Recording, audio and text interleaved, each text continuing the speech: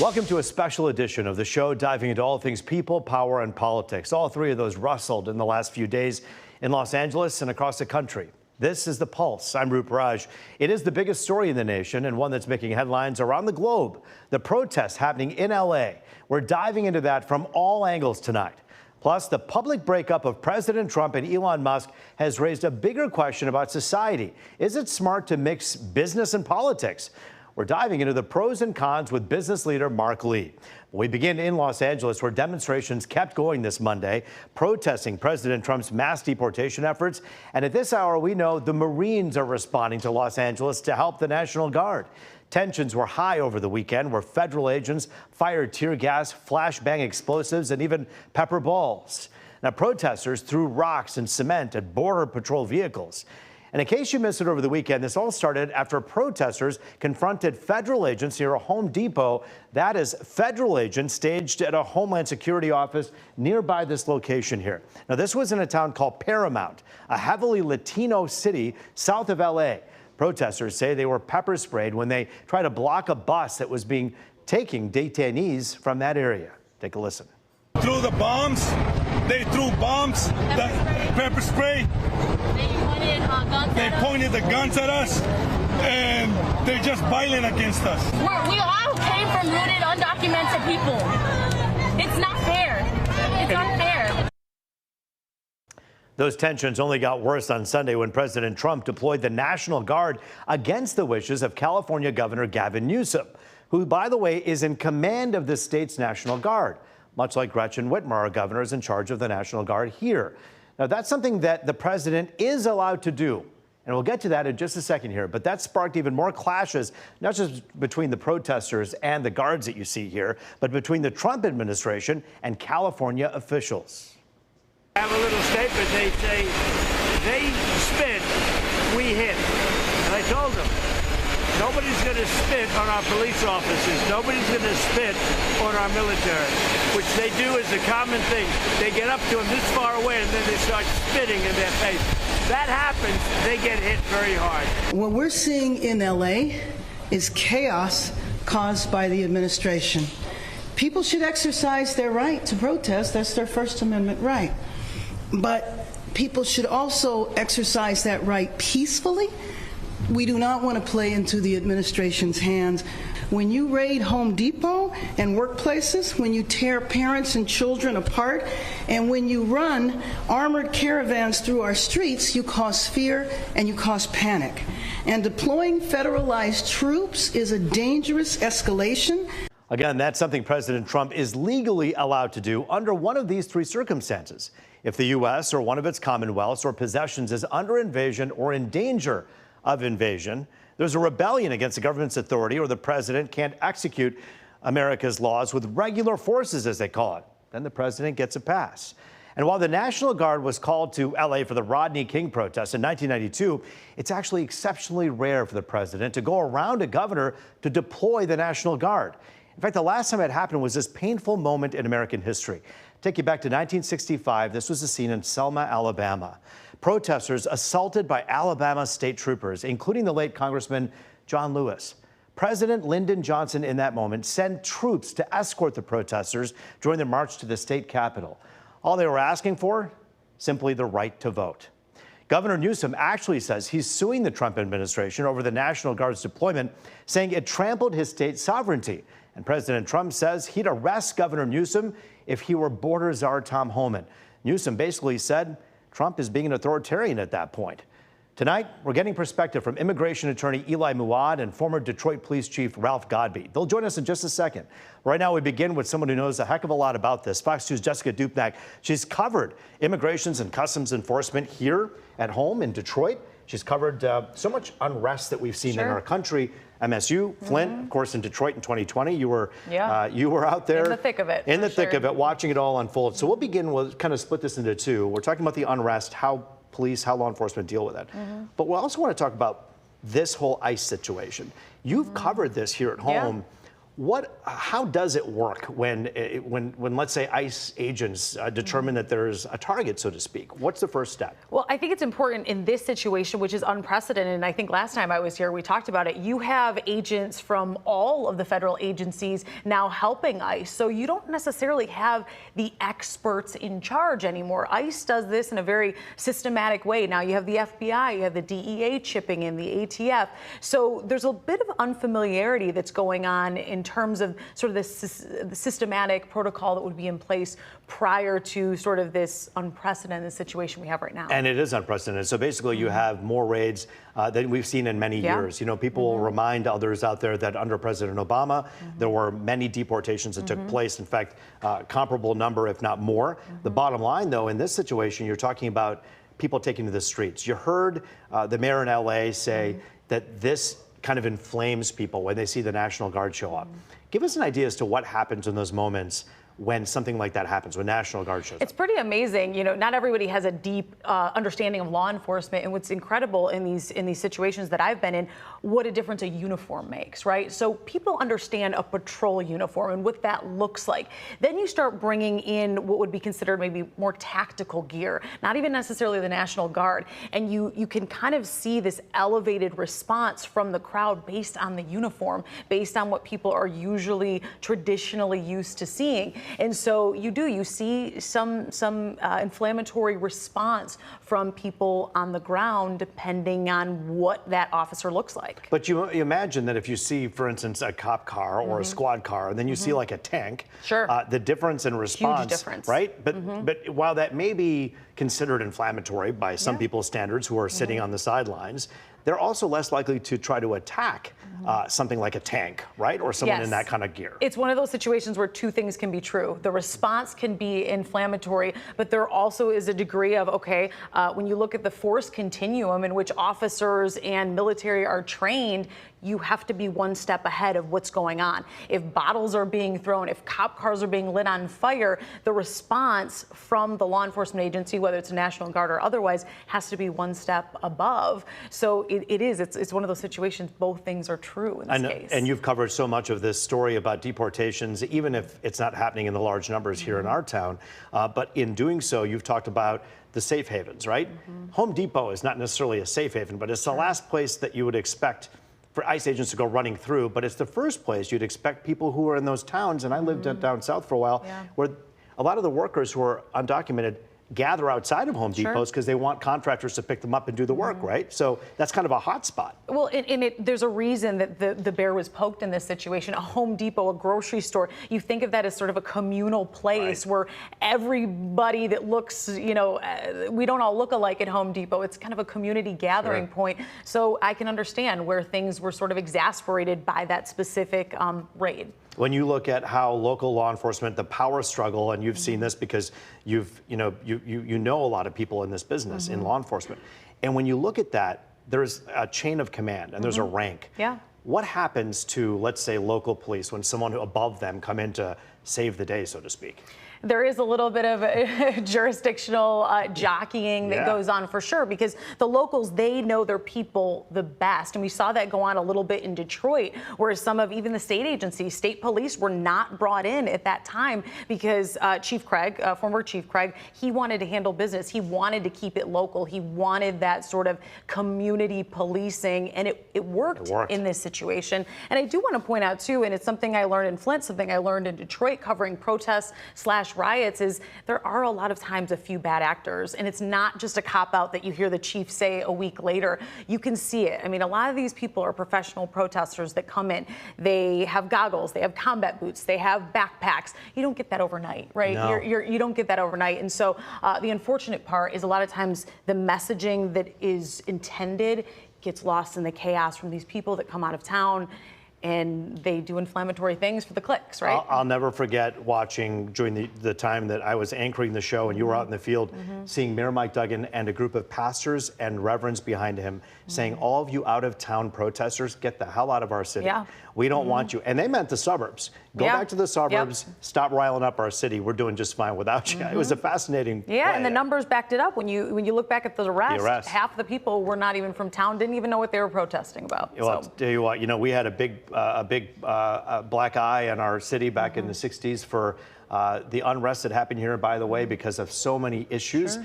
But in the years after that, there's a lot of credit that can be given to the police departments that have led this city to help keep us safe. And that's something that we can be proud of. Jessica Dupnack, Edge reporter and anchor here at Fox 2. We thank you for your time. Thanks. Great perspective. Well, we're keeping this conversation going after the break. Attorney Eli Murad and former Detroit Police Chief Ralph Godbee join us next. You're watching The Pulse here on Fox 2. Back now on The Pulse, looking at all things people, power, and politics. Thanks for staying up with us. Continuing the conversation about the protests in Los Angeles with former Detroit Police Chief Ralph Godbee and attorney Eli Murad. Always good to see you both, gentlemen. Thanks for joining us. Good to see you, Ru. We have a lot to get to here and a lot going on across the country right now. Let's begin here with the pivot that you see from the federal government, Ralph, to what's going on in LA. When the National Guard is sent in, generally speaking, as a law enforcement expert, when was that moment in your mind? Was that acceptable? And do you think that it should have been done the way it was? So in my personal opinion, in my professional opinion, I don't think it should have been done at this point, especially without the governor's concurrence, because you have deconfliction issues. And there's an African proverb that says when two elephants fight, only the grass loses. And who's losing in the middle of this are the citizens, those persons that once afforded due process to decide whether they are rightfully in the country or not. All those things can be parsed out from a political standpoint, but once you start bringing a lot of adults with very elaborate training with weapons, for every if you bring a hammer to everything, every problem becomes a nail. And once you escalate to that level, it is scary from a practitioner standpoint to think about some of the possible outcomes. And unfortunately, when people see tanks, they see military gear, even though there's a level of fear and intimidation that comes with that, also there's a level of response where you throw bottles, you throw rocks. I can't hurt this tank.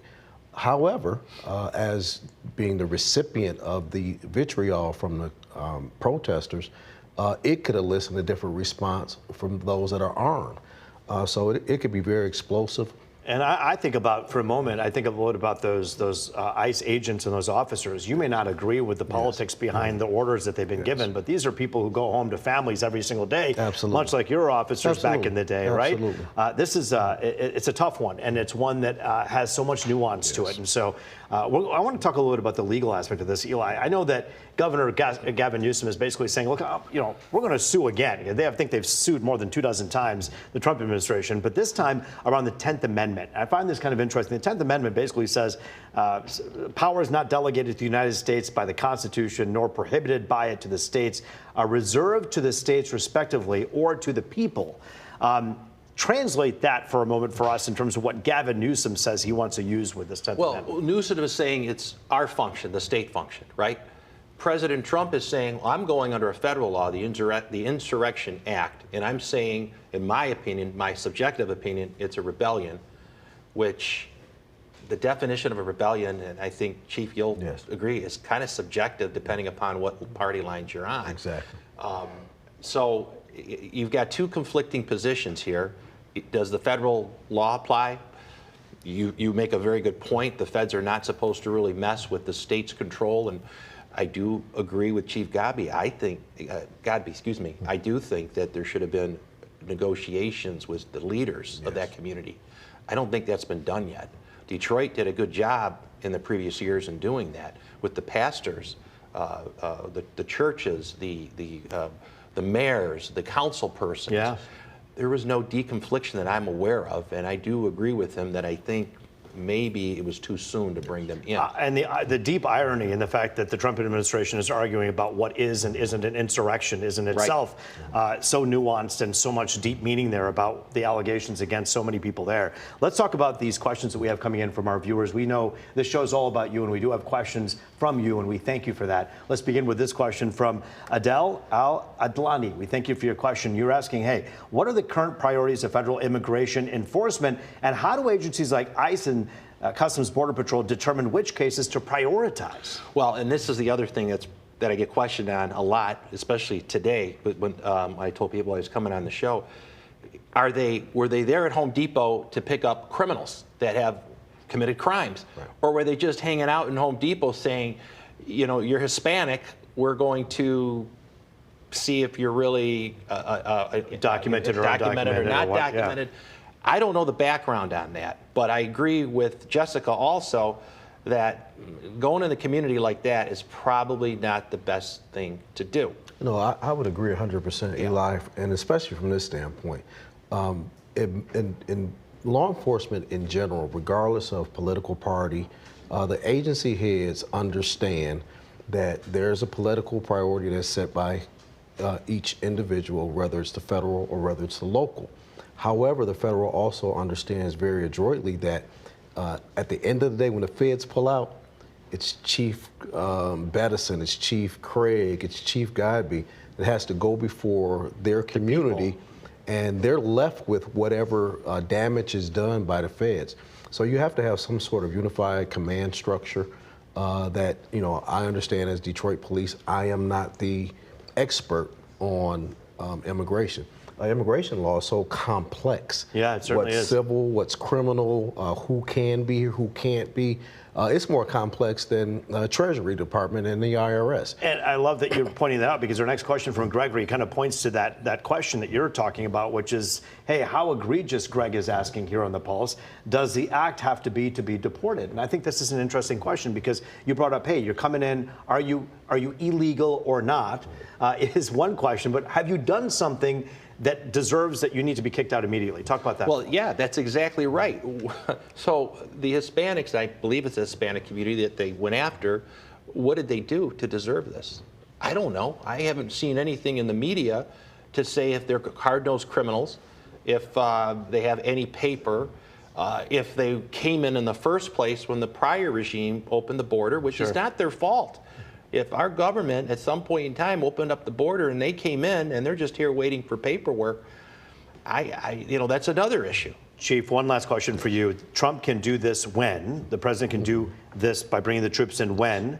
The U.S. is under invasion or in danger, rebellion against government's authority, or the president can't execute laws with regular forces. Do you think any of that applied to what you saw in L.A. before the Guard came in? Well, it's very vague. And if we're completely honest, and this is what I would advise any chief that sits in that position, the president has very broad latitude when it comes to immigration law, and how it's enforced. Even the fact that I disagree with how early the National Guard was brought in, that is his prerogative. That's right. So being his prerogative, I think it's incumbent upon local law enforcement to understand their lane, to coordinate with the feds, the state, and the county to make sure that it is properly deconflicted, and stick to the law, let the politicians deal with the politics. I wish we could talk more, because I find this conversation to be helpful, I think, for the people at home.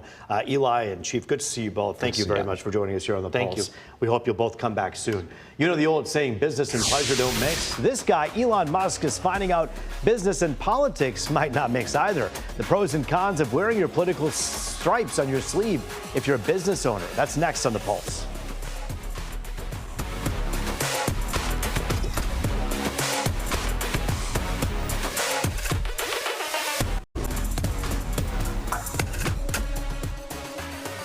It is People, Power, and Politics. Welcome back to Detroit's only nightly political talk show. Joining us now to talk about the pros and cons of mixing business and politics, business owner Mark Lee. Good to see you again, Mark. Good to see you. We have a lot to get to, so let's get right into it. We don't have to preface it with much else. Just say Elon Musk, President Donald Trump. You mix business and politics, and you sometimes end up with a messy situation. But in today's environment, do you think it's wise for business owners out there to take political or social stances? Yeah, it's a great question. Be smart. Personally speaking, I don't think it's a good decision to do that. Let's put it to you this way. You're talking about, from a business perspective, you want to maximize your revenue. And in today's political environment, 45% of the folks are Republicans, 45% are Democrats, whereas 10% independents. And do you want to take a risk of turning off anybody because of your political views? And so I tell businesses all the time, be very careful, be very strategic, And from a personal perspective, I don't recommend mixing business and politics. But oftentimes it's a matter of a business that feels passionately, the owners do, about a political issue or a social issue. When they decide to move forward with something like this, how best to do it? Understand the potential risk. Be very strategic in your thought process. If you're going to tackle an issue, tackle one that's important to you, but make sure it's not going to impact your business. And that's where the rub lies, right? So how do you approach it? I tell people to be very smart. If you have any doubts, don't do it. You may want to talk to some of your customers offline. Hey, if I talk about this particular issue on social media, how do you feel? Let's talk about how that would turn out if Elon Musk turned to a camera and said, I'm going to talk to all of my Tesla shareholders and all of my Tesla customers out there, or potential Tesla customers. What do you say I hop on board with Doge and do this? What would happen to my business? We know what happened, and it wasn't good for his business. Is that like the kind of the apex of the real problem here, the biggest problem right at the top that we can say, look at what happened to Musk? Absolutely. I mean, you got to be very careful about what you got to do, right? You got to need to understand the potential risk involved with talking politics and business. And Elon Musk, what he just experienced, he experienced it in real time. We saw it in real time, didn't we? Oh, yeah. And now we're seeing what's happening with his Tesla sales overseas. They plummeted. And so if you're a small business owner here in Detroit, for example, and all of a sudden you take a political stance and you don't have as much money as Elon Musk, for example, chances are you're going to really put your business at risk. And here's an example, Ruben. Let me say one thing real quick here. One is if you have a good experience with a business, on average, you tell 3 people. If you have a negative experience with a business, on average, without social media, you tell 9 people. Wow. So all of a sudden, if you're having a political situation that's impacting your business and you go to social media, then I don't agree with your position, guess what I might do? Is I might post something on social media, it may go viral, and that can really impact your business. So he's the apex. He's the great example of why you probably should not mix business and politics. And I just want to get to this, though, because there's so many people out there who have a problem separating their personal beliefs from their company. The employees of companies out there, they need to be careful about, speaking of social media, what they post. That's important, too, because oftentimes employees don't realize they are a reflection of the company. So if the leader didn't do anything, but an employee did on social media, that can be an issue. I understand as the employee, you are an extension of the brand. So even if you post something on your social media platforms, it can still come back and bite you, but not only just you, but also the company. Now, the company may deny it. Then they will come back and say, well, we don't understand. We don't necessarily support what that person is saying. But at that point, the damage has been done. So you have to figure out how, even personally, separate your political views from your own work views as well. But when you look at political and you look at social values, there's so many companies out there who say, hey, these are our values. This Absolutely. is our ethos. How do you tell them to separate their politics when that's the That's why there are at-will employees. Yeah. If you're an at-will employee, you can be let go without cause. And so without cause defined as, you posted something that's against the company's values, technically the companies have to tell you why they fired you. True. They can let you go by simply saying, hey, we decided to go in a different direction. Behind closed doors, the conversation could be like, he or she should not have posted that, which does not represent our values. And since they're inconsistent with our values, we're going to move on. Think before you post. Absolutely. Not a bad idea. Mark Lee, good to see you. Good Thanks to for see you joining us as well. here on The Thank you. Pulse. That is The Pulse for tonight. Thanks for joining us. I'm Ruth Raj. As always, it was good to be with you.